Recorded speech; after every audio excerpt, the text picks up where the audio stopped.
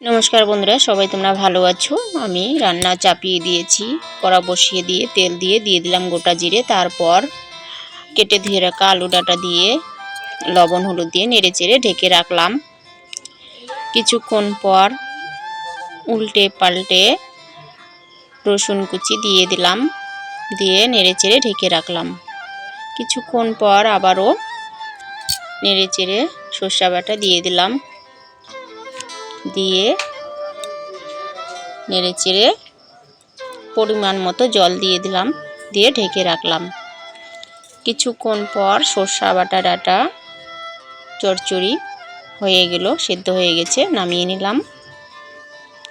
তারপর পেঁয়াজি পকোড়া বানিয়ে নিয়ে আমি খেতে বসলাম। ডাল সর্ষা দিয়ে ডাঁটা চচ্চড়ি, আর হলো পেঁয়াজি পকোড়া, আর হলো ক্ষীরা। এই হলো আজকের মেনু। ডাল ঢেলে নিয়ে খেতে শুরু করলাম।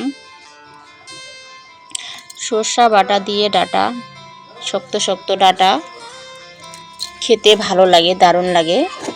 খেয়ে দেখেন বন্ধুরা।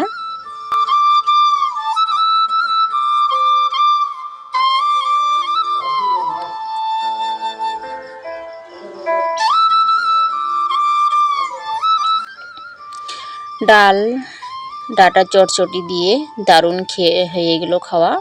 আমার খাওয়া শেষ হয়ে গেল। ভিডিওটি এ পর্যন্ত। ভিডিওটি ভালো লাগলে like, comment, share and subscribe করবেন। ফিরে আসি পরের ভিডিওতে। টাটা।